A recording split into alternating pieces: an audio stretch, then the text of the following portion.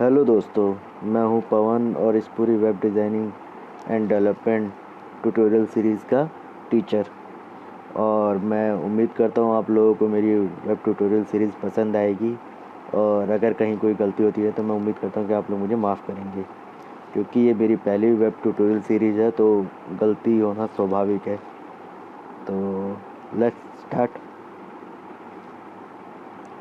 तो दोस्तों, चलिए शुरू करते हैं वेब डिज़ाइनिंग और डेवलपमेंट के इंट्रोडक्शन से।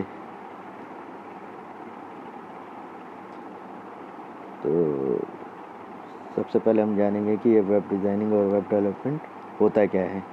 इसका एक छोटा सा इंट्रोडक्शन देना चाहूँगा आप लोगों को कि वेब डिज़ाइनिंग और वेब डेवलपमेंट होता क्या है। जैसा कि आप लोग जानते होंगे कि या आप लोगों में से कई लोग यूज़ भी करते होंगे, हमें कोई भी इंफॉर्मेशन अगर चाहिए होती है तो हम गूगल पे जाते हैं, वहाँ सर्च करते हैं, वो हमारे सामने वेबसाइट्स की लिस्ट शो करता है। तो हम क्या करते हैं कि जो इन्फॉर्मेशन हमें चाहिए होती है हम उन वेबसाइट्स पे जाके सर्च कर लेते हैं। तो ये जो वेबसाइट्स होती हैं, इन्हीं को बनाने के प्रोसेस को, इन्हीं को डेवलप करने के प्रोसेस को web designing and web development कहा जाता है। तो वेब डिज़ाइनिंग और डेवलपमेंट के अंडर दो टाइप की वेबसाइट्स बनती हैं। फर्स्ट है हमारी स्टैटिक वेबसाइट्स।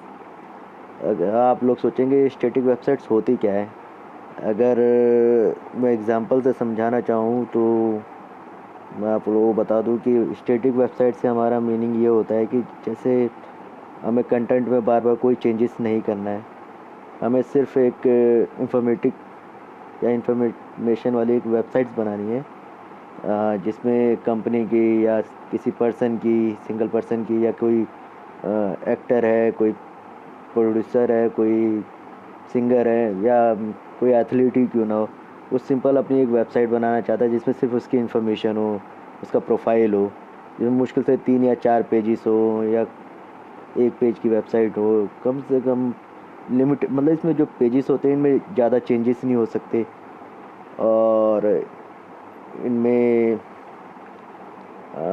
लिमिटेड पेज हो सकते हैं। तो इन्हीं को हम स्टैटिक वेबसाइट्स कहते हैं। और इसमें जो दूसरी वेबसाइट होती है डायनेमिक वेबसाइट। डायनेमिक वेबसाइट से हमारा जो मीनिंग है वो ये है कि हमें कंटेंट में बार बार चेंजेस करने पड़ते हैं। अगर आप लोग फेसबुक यूज़ करते हैं तो आपने देखा होगा कि उसमें हम जैसे मैं ही एक यूज़र हूँ फेसबुक का, तो मैं उसमें कंटेंट अपना डाल सकता हूँ, उसमें कोई भी पोस्ट डाल सकता हूँ, फ़ोटो डाल सकता हूँ, ऑडियो डाल सकता हूँ, पिक्चर्स उसमें ऐड कर सकता हूँ, वीडियोज़ ऐड कर सकता हूँ। तो ये जो एक तरीके से कंटेंट मैनेजमेंट सिस्टम है, ये डायनेमिक वेबसाइट्स के अंडर आ जाता है। इसमें यूज़र्स को पूरी आज़ादी होती है कि वो कुछ भी कंटेंट इसमें चेंज कर सकते हैं, ऐड कर सकते हैं या डिलीट कर सकते हैं अपनी मन मुताबिक। तो इन्हीं वेबसाइट्स को डायनेमिक वेबसाइट्स कहा जाता है। जो स्टैटिक वेबसाइट्स होती हैं, अगर उसको देखा जाए तो उनमें यूज़र्स सिर्फ इंफॉर्मेशन ले सकता है उन वेबसाइट से। उनमें लिमिटेड 4 या 5 पेज होंगे, कभी कभी 8 भी हो सकते हैं। तो इसमें पेजेस लिमिटेड होते हैं, इनमें कोई चेंजेस नहीं होते। इसमें सिर्फ सिंपल एक पेज बना दिया जाता है जहाँ एक वेबसाइट या कंपनी की इन्फॉर्मेशन दे दी जाती है, किसी पर्सन की इन्फॉर्मेशन दी जाती है। तो आप लोगों को समझ में आ गया होगा वेब डिज़ाइनिंग और डेवलपमेंट होता क्या है। तो अब हम इनके डिफरेंस के बारे में पढ़ेंगे, ये स्टैटिक वेबसाइट्स और डायनेमिक वेबसाइट्स के बीच में क्या अंतर होता है। जैसा कि आप इस स्लाइड्स में देख रहे होंगे, इनके बीच के डिफरेंस को हम वन बाय वन बताते चलेंगे। जैसा कि आप देख रहे होंगे कि static websites is like a flat website. ये एक सिंपल फ्लैट वेबसाइट होती है जिसमें कोई चेंजेस नहीं होते। इसमें सिंपली इमेजेस होंगे, कुछ कंटेंट होगा जो इन्फॉर्मेशन प्रोवाइड करेंगे हमें। लेकिन इसका अगर हम कंपेयर डायनेमिक वेबसाइट से करें तो डायनेमिक वेबसाइट्स में जो कंटेंट होता है वो डायनेमिक होता है, वो चेंजेबल होता है, हर बार चेंज होता रहता है। तो अगर हम स्टैटिक वेबसाइट देखें तो ये क्विक टू डेवलप, यानी इसको डेवलप करना बहुत ही आसान है, बहुत जल्दी डेवलप हो जाता है, क्योंकि 4 या 5 पेज की वेबसाइट्स बनती हैं तो ज़्यादा टाइम नहीं लगता है। लेकिन अगर हम डायनेमिक वेबसाइट की बात करें तो ये बहुत ज़्यादा टाइम लेती है डेवलप होने में, क्योंकि इसके लिए पूरी टीम बैठती है। कोई डेवलपर होता है, कोई डिज़ाइनर होता है, कोई ग्राफिक डिज़ाइनर होता है, वो सारे मिलकर जो डिज़ाइनर और डेवलपर की जो कोऑपरेशन होता है इनमें, उन दोनों के यूज़ से हम इसमें एक फुल फ्लैश डायनेमिक वेबसाइट बना सकते हैं। बेसिकली इसके लिए हमें टीम की ज़रूरत पड़ती है, या कोई सिंगल बंदा है उसको भी बहुत ज़्यादा टाइम लगता है इसे डेवलप करने में। तो अगर स्टैटिक वेबसाइट्स बनानी हो तो हमें बेसिकली दो लैंग्वेज की ज़रूरत होती है, HTML और CSS।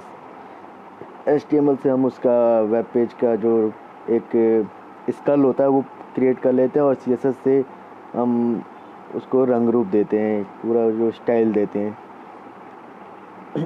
सॉरी, माफ़ी चाहूँगा आप लोगों से। और अगर हम डायनेमिक वेबसाइट की बात करें तो हमें इसके लिए HTML CSS जो इसका डिज़ाइनिंग का है उसके लिए ज़रूरत होती है, और जो इसका फंक्शनैलिटी ऐड करनी हो तो हमें जावास्क्रिप्ट या PHP ऐड यूज़ करना पड़ता है। अगर हमें इसे एक डाटाबेस से कनेक्ट करना, जहाँ इसके डाटा को हमें कहीं स्टोर करना हो, तो हमें SQL की ज़रूरत पड़ती है। तो सर्वर साइड लैंग्वेज भी हम इसमें यूज़ करते हैं, सर्वर साइड फंक्शनैलिटी इसमें ऐड करने के लिए। और अगर स्टैटिक वेबसाइट्स के बारे में अगर हम और जानना चाहें, ये बहुत ही चीप होती हैं होस्ट करने के लिए, क्योंकि 4 या 5 पेज की वेबसाइट होती है मुश्किल से। ये डिपेंड करता है कि आप उसमें इमेजेस कितनी हैवी यूज़ करते हैं या हल्की यूज़ करते हैं साइज़ में। तो अगर आप हैवी यूज़ करते हैं तब भी 100 MB के अंडर वो यूज़ हो जाती है। और डायनामिक वेब पेज में अगर देखा जाए तो इसमें हमें डाटाबेस ख़रीदना पड़ता है, सर्वर्स लेने पड़ते हैं, MySQL डाटाबेस उसमें हमें काफ़ी ज़रूरी होता है, PHP MyAdmin की ज़रूरत पड़ती है। तो काफ़ी सारी सर्विसेज हमें उसमें लेने पड़ते हैं। तो ये है आपके सामने कुछ एग्जांपल स्टैटिक और डायनेमिक वेबसाइट्स की। तो सबसे पहले हम स्टैटिक वेबसाइट्स के बारे में पढ़ेंगे, एग्जांपल को देखेंगे। स्टैटिक वेबसाइट में हम सिंपल पेजेस बनाते हैं, जैसे कि आपके सामने एग्जांपल में है। लेफ़्ट साइड में मेनू बार है और राइट साइड में इंफॉर्मेशन है, कुछ लिंक्स दिए हुए, उन पर क्लिक करेंगे 4 या 5 पेज की वो इन्फॉर्मेशन आ जाएगी। इसमें हम कोई चेंजेस नहीं कर सकते हैं। दूसरा इसका एग्जांपल देखेंगे तो ये है पोर्टफोलियो पेज। जैसे कोई एथलीट है, कोई सिंगर है या कोई सेलिब्रिटी है, वो अपना पेज बनाता है, तो वो भी बार बार उसमें चेंजेस नहीं करते क्योंकि उनके पास इतना टाइम होता नहीं, तो वो एक स्टैटिक वेब पेज बना देते हैं, प्रोफाइल पेज टाइप का। इसमें वो अपनी इन्फॉर्मेशन वगैरह डाल देते हैं, अपनी अचीवमेंट डाल देते हैं। बहुत ही रेयरली उनमें चेंजेस होते हैं, तो इनको हम स्टैटिक वेब पेज में रख सकते हैं। ये तीसरा एग्जांपल हमारे सामने आ रहा है, ये रिज्यूम का है या प्रोफाइल पेज का है। आजकल के टाइम पे जितने भी मतलब हमारे प्रोफेशनल्स हैं वो क्या करते हैं, अपना एक वेब पेज बना लेते हैं जहाँ पे अपने नाम से ही ये थोड़ा सा प्रोफेशनल नज़र आता है, अपना रिज्यूम ऑनलाइन अपडेट कर देते हैं, ताकि किसी को भी उनके बारे में जानकारी चाहिए तो डायरेक्टली उस वेबसाइट पे जाके या उनका रिज्यूम ऑनलाइन देख सकते हैं। काफ़ी अच्छा इंप्रेशन देता है जो हमारे इंटरव्यूअर होते हैं, जिनको सामने हम इंटरव्यू वगैरह देने जाते हैं, और अपने रिज्यूम का लिंक अपने बायोडाटा की जो हार्ड कॉपी होती है उसमें डालते हैं। तो अब हम डायनेमिक वेब पेज के एग्जांपल को देखेंगे। डायनेमिक वेब पेज के पहले एग्जांपल में अगर देखें तो वेब ब्लॉग क्या होते हैं, जिसमें आज के टाइम पे कई फ्रीलांसर या कई ब्लॉगर्स हैं जो हर चीज़ के बारे में लिखते हैं, बेसिकली हर चीज़ के बारे में। जैसे आपका कोई फूड ब्लॉग है, आप नई नई रेसिपीज़ के बारे में लिख रहे हैं, तो एक तरीके से हम रोज़ नया कंटेंट उसमें ऐड कर रहे हैं, तो इन्हें हम डायनेमिक वेब पेज कहते हैं, डायनेमिक वेबसाइट्स कहते हैं। जैसे यूट्यूब है, जैसे उसमें लोग नए नए कंटेंट डालते हैं, वीडियो ऐड करते हैं, तो एक तरीके से हर बार एक नया पेज बन जाता है जिसमें एक नई वीडियो होती है। तो इसे भी हम एक वीडियो ब्लॉग के तौर पे भी देख सकते हैं, बट ये वीडियो साइट है। तो वेब ब्लॉग में आप लोगों को मतलब समझ में आ गया होगा। प्रोडक्ट पेज, जैसे आजकल क्या हो रहा है, ऑनलाइन शॉपिंग का क्रेज़ इतना ज़्यादा बढ़ा हुआ है कि लोग अमेजन से, फ्लिपकार्ट से शॉपिंग वगैरह करते हैं, तो वो लोग क्या करते हैं, प्रोडक्ट वगैरह ऐड करते रहते हैं। कंपनियां क्या करती है, अपनी साइट बनाती है, उसमें अपने प्रोडक्ट्स ऐड करती जाती हैं। तो ये एक तरीके से डायनेमिक वेबसाइट्स ही कहलाती हैं। सोशल पेज जैसे फेसबुक हो गया, ट्विटर हो गया, ये आपके यूट्यूब वगैरह हो गए, माइक्रो सोशल मीडिया वाली साइट्स होगी। इन पे अगर आप देखेंगे तो आप कंटेंट वगैरह ऐड कर सकते हैं, डिलीट कर सकते हैं, फ़ोटोज़ ऐड कर सकते हैं, वीडियोज़ ऐड कर सकते हैं। तो बेसिकली ये भी डायनेमिक वेब पेज के काफ़ी बेहतरीन एग्जांपल है। तो हमें जो इनके डेवलपमेंट के लिए लैंग्वेज की ज़रूरत होती है, मैं अब उनके बारे में बताना चाहूँगा। सबसे पहले हम बात करेंगे स्टैटिक वेबसाइट्स के बारे में। इसके लिए बेसिकली हमें दो तरीके की लैंग्वेज चाहिए होती है, एक HTML और दूसरी CSS। जो हमारी HTML है, ये बेसिकली एक स्कल वेबसाइट का ढांचा बनाने के काम में यूज़ होती है, ढांचा बनाने के लिए बेसिकली यूज़ होती है। और जो CSS है, उसको पूरा स्टाइलाइज करने के लिए, उसका जो डिस्प्ले है, उसका जो लेआउट है, कितना मार्जिन देना है, कितना पैडिंग देना है, कहाँ से कितना छोड़ना है, एक तरीके से पूरा लेआउट डिज़ाइन करने के लिए हमें CSS की ज़रूरत होती है।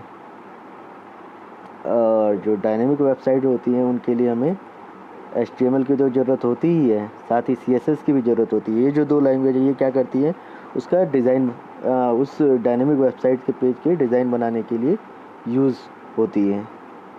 लेकिन उसमें अगर हमें कोई फंक्शनैलिटी ऐड करनी हो, थोड़ा सा जो लेआउट है वो थोड़ा सा डायनेमिक रखना हो, जैसे कि मैं किसी बटन पे क्लिक करूं तो एकदम से पॉपअप हो कोई चीज़, मैं बटन पे क्लिक करूं तो एकदम से कोई स्लाइड शो ओपन हो जाए, तो इस तरीके की प्रोग्रामिंग करने के लिए हमें जावास्क्रिप्ट या jQuery का यूज़ करना होता है। फिर अगर हमें अपनी वेबसाइट को डाटाबेस से कनेक्ट करना, यानी हम चाहते हैं कि हमारा जो, सपोज़ मेरी एक ऑनलाइन शॉपिंग की साइट है, मैं अब कोई प्रोडक्ट बेच रहा हूँ, तो मैं अपने प्रोडक्ट की लिस्टिंग चाहता हूँ कि डाटाबेस में सीरियलाइज तरीके से स्टोर हो। तो मैं क्या करूँगा कि जितने भी प्रोडक्ट है मेरे, मैं सबको डाटाबेस में सेव कर दूँगा, स्टोर कर दूँगा। तो वन बाय वन वो, जब भी कोई यूज़र उस प्रोडक्ट के बारे में इंफॉर्मेशन जानना चाहेगा, तो वो जैसे उस प्रोडक्ट पर क्लिक करेगा, वो प्रोडक्ट हमारे सामने आ जाएगा। PHP, जो PHP है, ये एक तरीके से सर्वर साइड लैंग्वेज है। PHP और SQL, ये जो दो लैंग्वेज है, ये सर्वर साइड लैंग्वेज कहलाती हैं, क्योंकि ये सर्वर पे एग्जीक्यूट होती हैं और एक तरीके से हमारे डायनेमिक वेबसाइट के लिए बेस प्रोवाइड कराती हैं। और जो PHP है, वो एक तरीके से ब्रिज का भी काम करती है हमारे डाटाबेस से हमारी जो वेबसाइट है उसको कनेक्ट करने के लिए। अगर ये SQL और PHP ना हो और ना JS ना हो, तो जो हमारी जो डायनेमिक वेबसाइट, वो एक तरीके से स्टैटिक वेबसाइट बन के रह जाती है।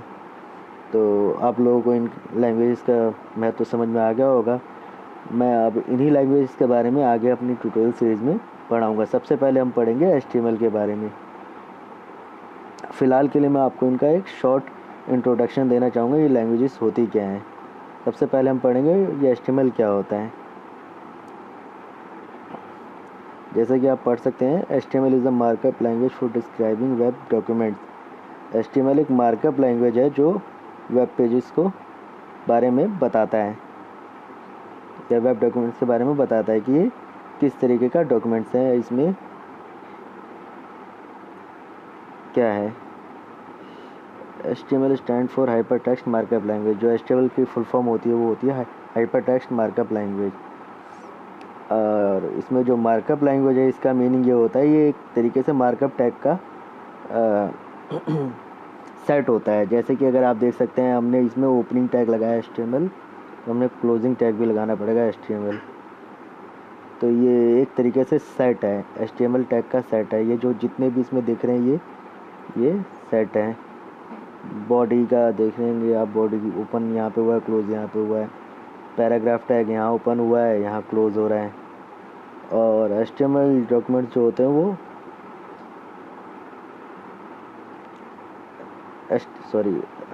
HTML डॉक्यूमेंट्स HTML टैग्स द्वारा डिस्क्राइब किए जाते हैं। और जितने भी HTML टैग हैं वो अपने अलग अलग प्रॉपर्टीज़ को अपने अंदर कंटेन किए रखते हैं। जैसे कि पैराग्राफ टैग है तो वो पैराग्राफ के लिए यूज़ होता है। H1 टैग है, हेडिंग टैग है, वो हेडिंग टैग के लिए यूज़ होता है। तो आप लोग समझ में आ गया होगा HTML क्या होता है। बाकी की हम आगे के ट्यूटोरियल सीरीज़ में पढ़ेंगे क्या होता है। दूसरी जो लैंग्वेज है वो है हमारी CSS। CSS stand for cascading style sheet. तो जो CSS है उसकी फुल फॉर्म होती है cascading style sheet. Style sheet से हमारा मीनिंग ये होता है कि जो वेब पेजेस को बताए या वेब जितने भी ब्राउज़र हैं वो CSS सपोर्ट करते हैं। तो CSS बेसिकली उन ब्राउज़र्स को बताता है कि कौन से टैग को कैसे शो करना है, उनकी प्रॉपर्टी को डिफ़ाइन करता है, उनके डिस्प्ले को डिफ़ाइन करता है। तो जैसा कि आप यहाँ देख सकते हैं CSS define sorry I am sorry about it. CSS describe how HTML elements are to be displayed on screen. Basically CSS HTML को बताता है, HTML एलिमेंट्स के बारे में ब्राउज़र को बताता है कि कोई टैग कैसे दिखाया जाए, चाहे वो पेपर हो, चाहे वो स्क्रीन हो, चाहे कोई अदर मीडिया फॉर्म हो। जो CSS लैंग्वेज हमारी वो काफ़ी सारा हमारा टाइम भी बचाती है, काफ़ी सारा काम भी बचाती है, क्योंकि एक सिंगल CSS फाइल से हम काफ़ी सारे पेजेस कंट्रोल कर सकते हैं। जैसे मैंने एक पेज बनाया हुआ है होम पेज, दूसरा पेज बनाया अबाउट पेज, तीसरा पेज बनाया हुआ है कॉन्टैक्ट पेज। तो सब में मैंने हेडिंग डाली हुई है, लेकिन मैं चाहता हूँ कि सब में जो हेडिंग का कलर है वो रेड हो। तो मैं बेसिकली क्या करूँगा, एक एक्सटर्नल स्टाइल शीट में मैंने हेडिंग टैग के बारे में डेफिनेशन दे दी, हेडिंग टैग की कोडिंग कर दी, उसमें मैंने हेडिंग टैग का कलर रेड कर दिया। अब वो जो एक्सटर्नल स्टाइल शीट है वो मैं तीनों पेजेस में अगर मैं इंक्लूड कराता हूँ या अटैच करता हूँ, तो वो तीनों पेजेस पे जहाँ मैंने H1 टैग लिखा होगा HTML में, तो वो जो हमारे सामने आउटपुट आएगा वो रेड कलर में आएगा। हेडिंग तो होगा वो, लेकिन रेड कलर में आएगा।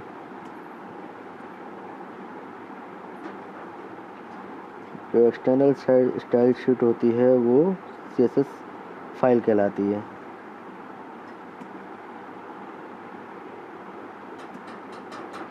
अब हम पढ़ेंगे जावास्क्रिप्ट के बारे में। जावास्क्रिप्ट एक्चुअली होता क्या है। JavaScript is the programming language of HTML and the web. JavaScript एक प्रोग्रामिंग लैंग्वेज है जो HTML के कंटेंट को चेंज करने के लिए यूज़ होती है। Programming make computer do what you want them to do.